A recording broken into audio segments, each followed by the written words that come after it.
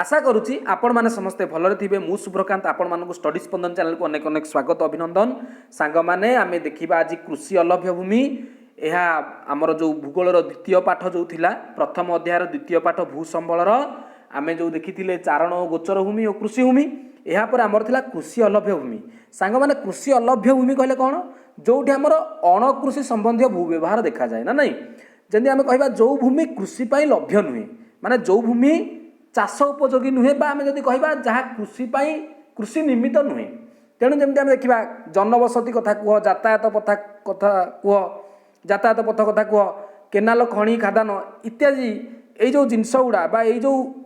आम करुचे रास्ता घाट केनाल खଣି खादान करुचे ता उपर आम कौन चाष कार्य करें कि करूना। सेमती आम देखा पतित अणकृषि भूमि जोटा पहाड़ हो बा मरुभूमि जलभूमि बा नदीगंड हो यापर आम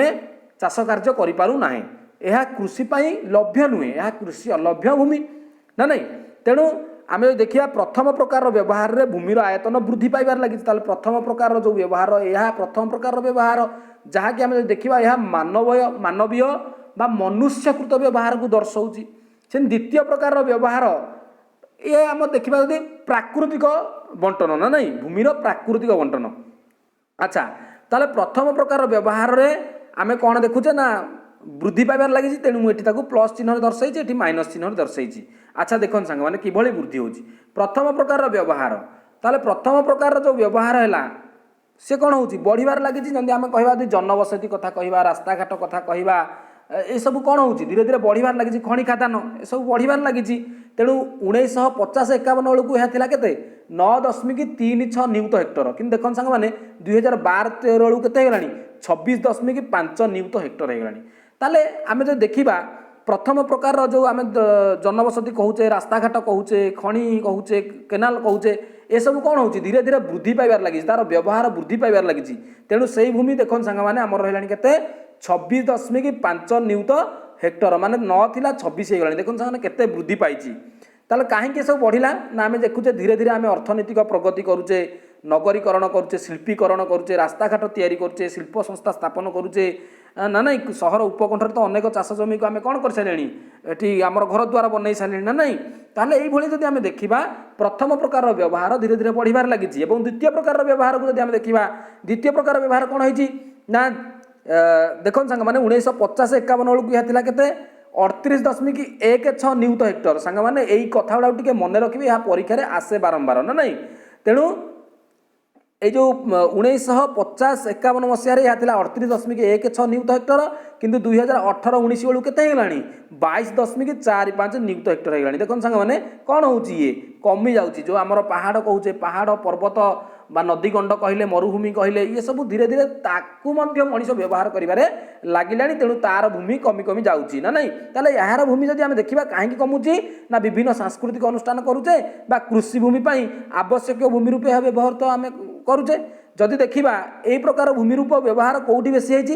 पश्चिमबंग सांग मैंने ये मन रखिए परीक्षा दृष्टि यहाँ बहुत गुरुत्वपूर्ण जे कृषि अलभ्य भूमि को केउ राज्य में सर्वाधिक व्यवहार करा जाए ना पश्चिमबंग राज्य में। तापर चलन जीवा सांग मैंने देखा पतित भूमि कौन आम जाचे पतित भूमि दी प्रकार गोटे हूँ चलती पतित भूमि आ गोटे हूँ अन्यान्य पतित भूमि ना नहीं।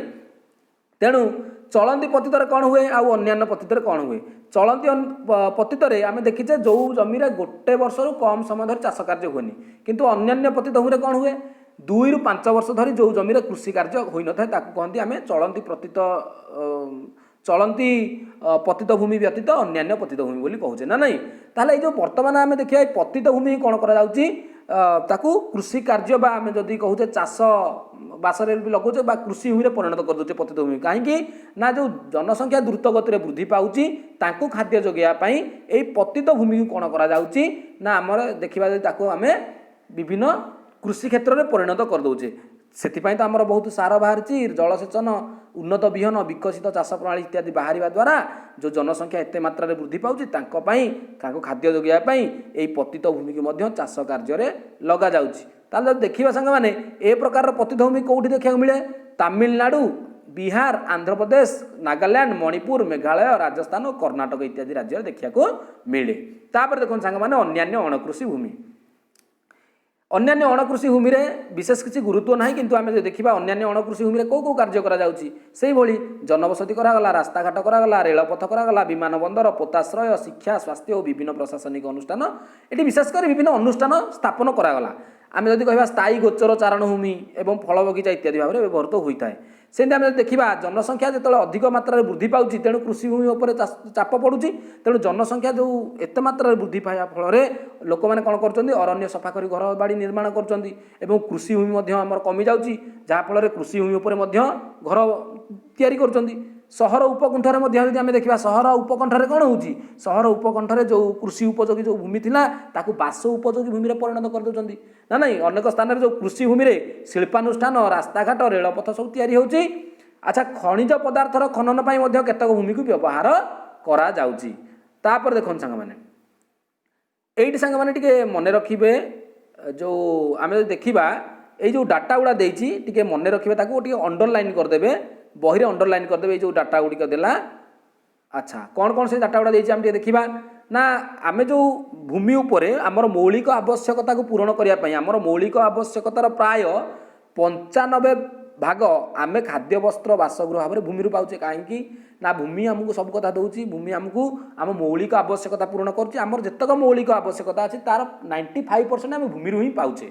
ना नहीं तेणु आम भूमि जेहेतु 95% आम मौलिक आवश्यकता भूमि पाइले तेणु आम अर्थनैतिक प्रगति सहित भूमिर व्यवहार बढ़ीगला तेणु भूमिर जेहेतु आम व्यवहार बढ़ीगला भूमि आमर कौन देखा विशेष परिवर्तन भूमि माने भू व्यवहार आम विशेष परिवर्तन देखा तेणु मान देखा भूक्षय जनित समस्या होची तेणु भूमि क्षय हो जाउची तेणु ये जो भूक्षय को अनेक अंश प्राकृतिक भूक्षय को अनेक अंश साहाय्य करुच्ची आम जो देखा ताहले आमर जो मनुष्य को जो कार्यकलाप द्वारा मनुष्यर विभिन्न प्रकार कार्यकलाप द्वारा कौन होची ना प्राकृतिक भूक्षय होची ना नहीं आम कौन करुचे आम जंगल को नष्ट कर दौचे जंगल को नष्ट करदे फल जो वर्षा होची ए माटी सब धोई हो जाउचे ना नहीं तेणु आमर कार्यकलाप आमर अर्थनैतिक प्रगति आम जो भूर बा भूमिर जो व्यवहार में परिवर्तन आनिले ता द्वारा आमर प्राकृतिक भूक्षय होची तापर आम देखा सांग माने अधुना भारत में एपरि ह्रास होइतिबा क्षयित भूमिर शतकड़ा केते भाग अधुना भारत में जो ह्रास पाई से क्षयित भूमि हूँ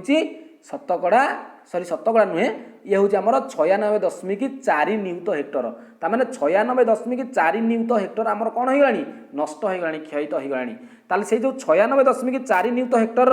28 भाग हूँ अरण्य भूमि 56% भाग हूँ आमर जल द्वारा क्षयित भूमि यहाँ परीक्षा पड़े जल द्वारा केते भाग क्षयित भूमि हूँ 56 भाग अरण्य केते 28 भाग आउ जहाँ रहा मनुष्यकृत क्षयित भूमि तेणु अरण्य क्षय जब आम देखा कहीं होची ना खनिज पदार्थर खनन करने द्वारा पशुचारण करने द्वारा आम अरण्य क्षय होची तेणु कौन होती ना ये जो क्षयित भूमिर जो 96.4 नियुत हेक्टर जो क्षयित भूमि अच्छी तार पुनरुद्धार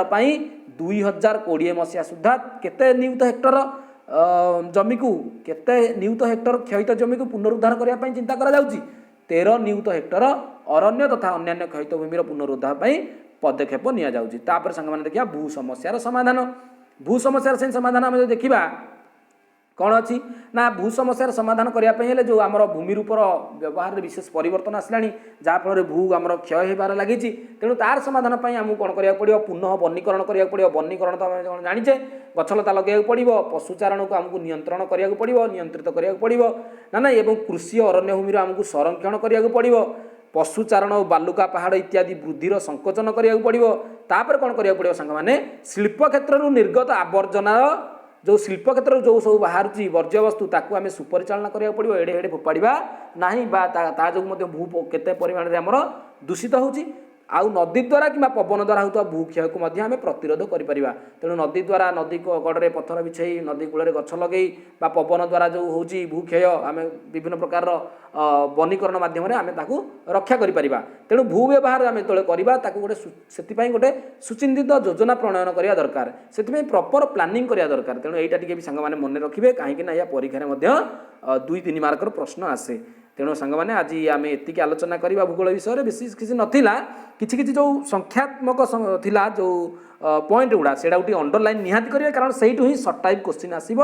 आउ पतित भूमिटा टी पढ़ी जी आउ रोचे कौन भू समस्यार समाधान ये जो रहा भू समस्यार समाधान यहाँ टी नजर करके परीक्षा को जी आउ जदि प्रश्न आसे केवल एइथिरु ही प्रश्न आसे अन्य हेते आ गोटे जोटा कहिथिली मु पश्चिमबंग कथा ना नहीं जो कृषि अलभ्य भूमि को केउ राज्य रे अधिक व्यवहार करा पश्चिमबंग कथा तेणु से जो कथा गुड़ा मन रखिकी परीक्षा को जी आज आम ये रहा नमस्कार जय जगन्नाथ।